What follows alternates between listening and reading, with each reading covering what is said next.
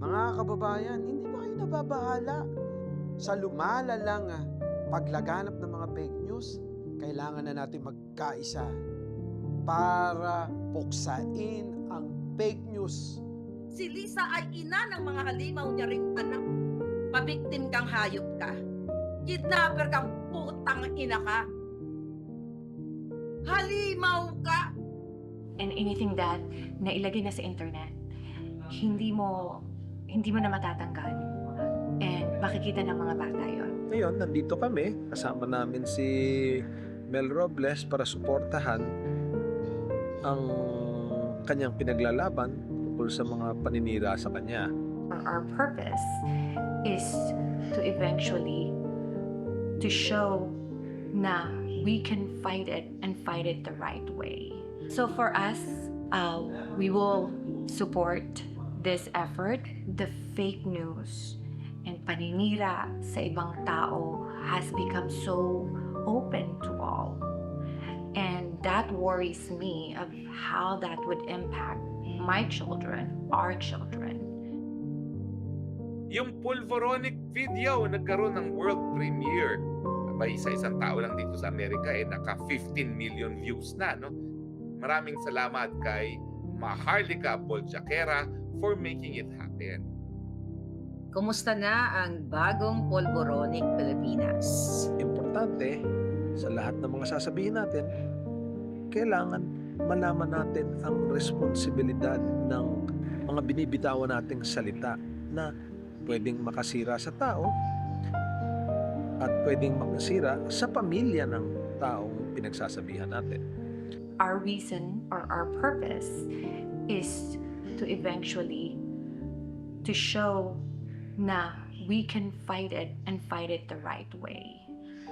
Kami, ang gusto namin is matigil na lahat itong mga ganitong pagpapakalat ng mga maling impormasyon. She's a private citizen, and it's not right that she's been dragged into this.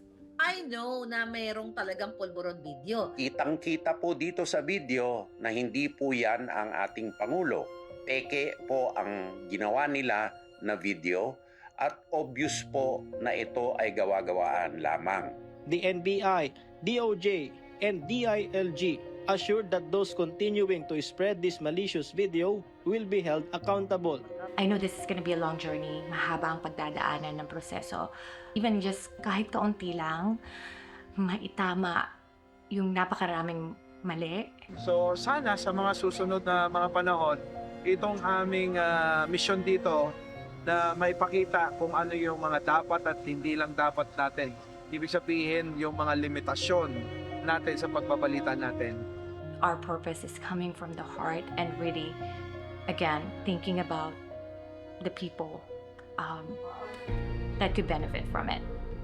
Hindi ko maintindihan kung bakit ganun na lamang ang kanilang pagpupursige, pagiging desperado para agawin ang kapangyarihan na ang mismong taong bayan naman ang nagluklok.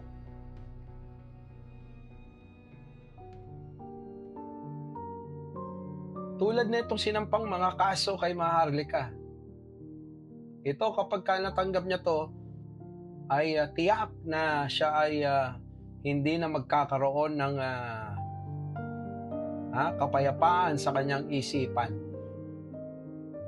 We believe in this advocacy and we believe that there could still be good that would come out from this.